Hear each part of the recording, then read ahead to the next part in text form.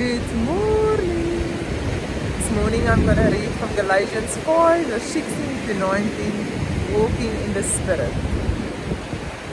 But I say, walk by the Spirit, and you will not carry out the desires of the flesh. For the flesh sets its desires against the Spirit, and the Spirit against the flesh. For these are in opposition to one another, so that you might not do the things that you please. But if you are led by the Spirit, you are not under the law. Now the deeds of the flesh are evident, which are immorality, impurity, sensuality, idolatry, sorcery, enmities, strife, jealousy, outbursts of anger, disputes, dissensions. That was actually part of verse 19 as well. I hope you have a nice day.